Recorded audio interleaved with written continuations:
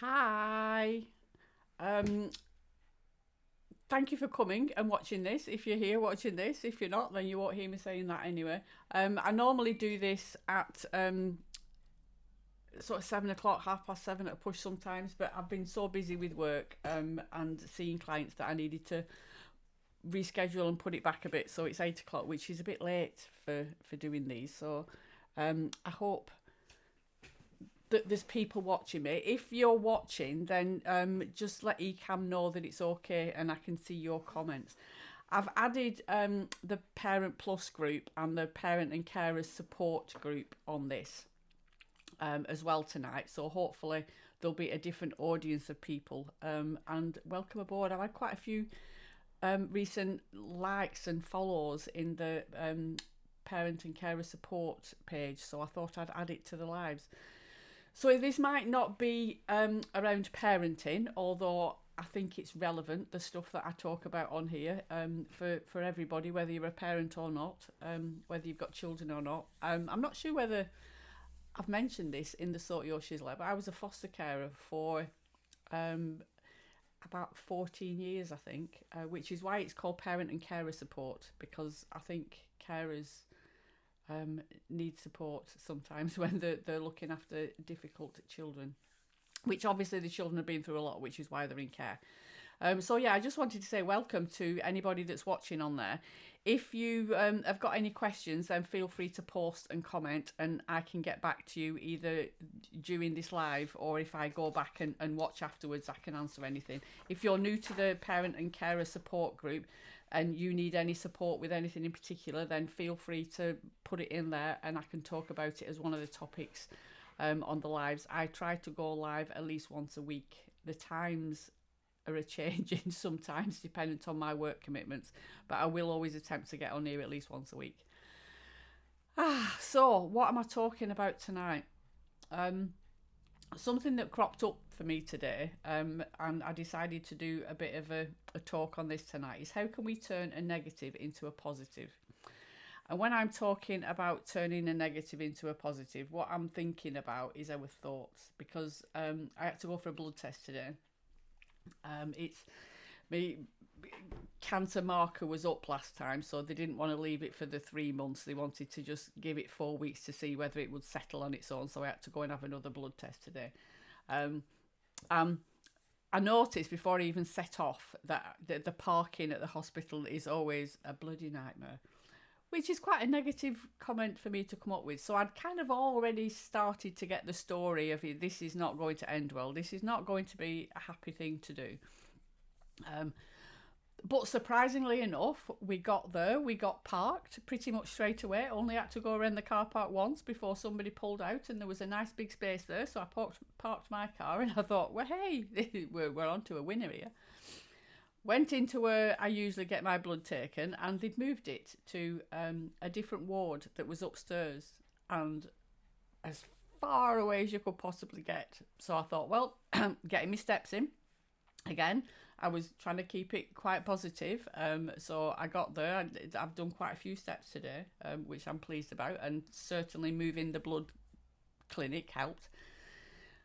But when I got there was a lot of people. There was two nurses taking blood. That obviously, the NHS are underpaid and overworked and all this sort of stuff, and the queue wasn't going down that quickly. So there was a bit of rumbling in the ranks, let's say, and when they were coming out and chatting, or if they were on the phone or came out of the room and didn't take somebody back in with them, there was a bit of grumbling going on. And I can remember thinking, yes, it's annoying. I spend an awful lot of time sitting in waiting rooms waiting for blood tests or results or specialists or whatever it is, and it can be a bit of a drain when they all come thick and fast, and it's like I'm living in a flipping hospital at times. And when I feel like that, when I notice my thoughts are like that, I've started to now consciously focus on turning my thoughts from negative to positive, because it 100% changes your mindset and the way that you look at things if you can start to do that. But it doesn't come easy. We need to practice this. We need to, there's certain things that we can do to help us. It's okay to have negative thoughts. I'm not saying, you can't, and I'm not saying fake it and just, do that that false smile and make out like everything's okay when actually you're really, wanting to give somebody a load of grief inside. But it's about noticing your own state of mind and how your thoughts impact you. And if you're feeling that you're being negative and it's detrimental to your mental health, then I just want to let you know that there is something that you can do about it. So one of the first things is, to be aware of your thoughts and to understand. It's funny because I've just been discussing this with a client that I saw just before, that, we have a choice whether we react or respond to every situation. When our state of mind is in a good place, we usually respond to things as opposed to react to them. When we're reacting, it's very emotive, and often it doesn't end well, and that's because we're in a lower state of mind. So first off, it's about you noticing, one, where is your headspace, and if you're in a negative headspace, that's because you're doing a lot of negative thinking. And it's okay to be in that headspace if that's where you want to be. Sometimes I get in a funk, and I know I'm in a funk, and I just want to be in a funk, and that's okay. But it's when we do it and we're not aware of it, or we kind of think that it's that person that made me feel this way, or an event or a situation. I could have got in a right fell mood this morning when they decided to move the blood clinic to the other end of the hospital, and I had to walk all the way through the hospital. But it wouldn't have been the fact that they've done that they've had to move the clinic for whatever reason. Maybe it's a refurb, or it just was easier for the hospital, whatever it is. That wasn't what would have put me in a bad mood. It would have been my thoughts about them moving it that did it. And when we understand that it's our thoughts that create our feelings 100% of the time, and that we have a choice to change those thoughts, it kind of puts us back in the driver's seat. And I think that's a good place to be. So first off, we need to be aware of our thoughts and whether they're positive or negative. Then, once we're aware that we're having negative thoughts, then we can question the thought. If we've identified a negative thought, we can kind of ask ourselves some questions. And I'm not talking, you can do it out loud if you want to, but just, is that a fact or is that an assumption? Like this morning when I was going for the blood test and I said, oh God, the parking's going to be terrible. Is that a fact or is it just an assumption? And it was an assumption because when I got there, it was fine. And funnily enough, looking back, when I really look back, there's an awful lot of times where I do get parked straight away. But my overriding thought about going to the hospital is that parking's always terrible. And it's not. Because we tend to generalise things. So again, it's just about being aware of, our thoughts and the thoughts that we're having and how that then impacts on us. So that's one of the things that you can do. Reframe the thought, looking at it from a different point of view. Whatever it is that's going on, we can look at it from a different point of view. If we're, showing gratitude and kindness and being compassionate to the other person, or the people that are involved in something that's maybe making us feel a certain way, like the nurses, they're working really hard. Yes, the room was full of people waiting to have their blood test taken or whatever, but they can only go so fast. It's a very skilled job that they're doing, and they've got to write on all the little bottles and make sure that it goes in the right envelope and in the right box, and there's lots of things. And it's about maybe putting ourselves in their position and how they're feeling at the moment, that can stop us from being quite critical and negative and, all that blame and shame that can sometimes go on with things like that. So I just wanted to talk a little bit about that because I noticed myself that I was kind of starting off with negative thoughts, and I was just a little bit curious about what I could do about that and how often I'm doing it. So, it's about noticing the thought straight off, and then how we're feeling about the person or the situation. It says that 3 people are watching this, and I've had 1 love heart, so I appreciate that. So yeah, post, if you've got any examples of when you've had a negative thought and you've managed to, I want to say catch it, but we don't physically catch our thoughts. It's about noticing them. And you've managed to turn it around. I'm starting to do this a lot more often now. Now, whether that's because I'm noticing it more or whether it's because I'm having more negative thoughts than what I normally do, I'm not quite sure. But I'm certainly starting to be curious and to look at them a lot more and to try and turn them around. And it does make you feel better. It puts a different slant on things. And I came away from the hospital feeling quite positive. I even stopped off and had a walk around my local park and did a bit of videoing.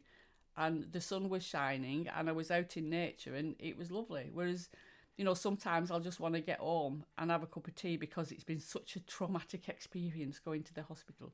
It hasn't been. It's just all my thinking that sometimes makes it feel that way. So that's my tip for you. First off, become aware of your thoughts. Are they negative? And if they are, then, ask yourself the question, do I want to change this? Am I okay feeling negative about this and the feelings that I've got because of the thoughts? And if it is, that's absolutely fine. If you want to change something, then it's about practicing. And exploring, being curious about your thinking, because we are, as human beings, always biased towards negativity because it's our survival. That it goes back to caveman times, and there's nothing we can do about that. So often we have to try and look at the positives. And it might sound strange when I say this, but in every situation there will be something positive that we can pick up on.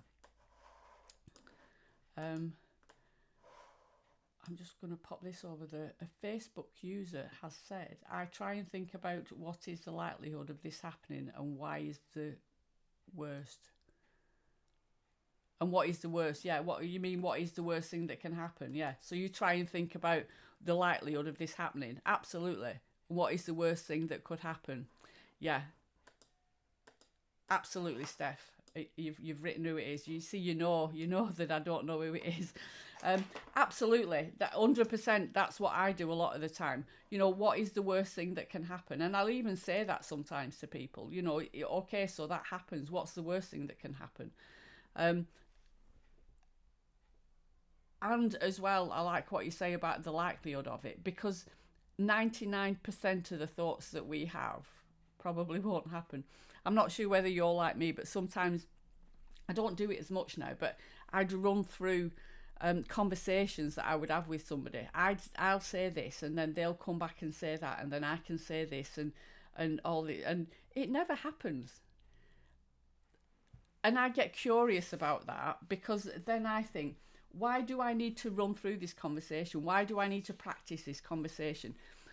And often it comes down to the fact that I don't always trust myself to, think about what to say in that moment. I've got an appointment with somebody tomorrow at 11 o'clock and I've caught myself.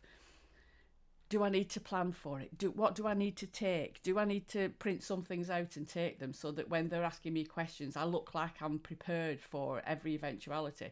And I'm thinking, no, I'm just going to go and I'm just going to be me and I'm going to have a conversation, and it will be a good conversation, whatever the outcome. It's an experience, and hopefully it will be positive and it will work in my, my favour. If it doesn't, then I've met somebody new and I've done something different.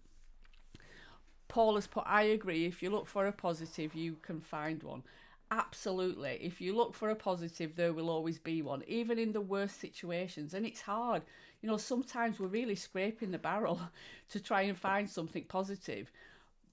But there will be one. And the more we do it, the more we get used to doing it, the easier it becomes. And I think when we've got into that negative Nelly headspace, it can be quite difficult to get out of. So just be curious about your thinking. Like I said, the first step is to just be aware of it. Am I being negative? If I am, do I want to be? And if you do, that's absolutely fine. But if you don't, then it's about looking at it from a different point of view, looking at it from a different perspective. And can I see a positive in this? And you'll find that your step is a little bit lighter. When we've got a positive outlook and things. And it's not that we're ignoring the negative things. It's not that, do you know what I mean? We're not aware of there's some horrendous things that are going on in the world at the moment. But, you know, if I can't control it, if I can't do anything about it, then, you know, I don't want to be worrying myself unnecessarily over it. I can only control as much as I can control, you know, being one person out there. And yeah, just doing the best that you can, not being critical of yourself and other people, allowing yourself the time to just process whatever it is that's going on with you, and not beating yourself up. Sometimes I don't even want to raise my head above the parapet because there's that much stuff going on for me, and I'm okay with that. You know, if I need to have a day off and just take my foot off the gas and do nothing, I'm not going to be critical of myself. I'm going to allow myself to do that. But I can still be positive in that, you know, that space, that I'm actually taking care of myself, and that in itself is a good thing. So if you've got any comments, if you've got any topics that you want me to look at, then, you know, feel free to just comment on this. I'm going to be sending an email out, and I'll put this video in the email when I send it out, probably over the weekend. I might get around to it tomorrow, although I've got I'm a bit busy tomorrow, but I will put this in an email, and I think that's what I'm going to start doing now, is emailing the videos that I do out. So if you want a topic covering and you can't actually catch the live, then if you're on my email list, you'll get a copy of it anyway. So I'll put the links in underneath this if you want to get on my email list so that you receive all the emails. Thank you, Steph. Thank you, Paula, for being here, and anybody else that's watching. Enjoy the rest of your week. It's Friday tomorrow. Yay. I've got Wimbledon on in the other room. I'm going to go and watch a bit of tennis. Paula, are you watching the tennis? I shall speak to you all very soon. Take care.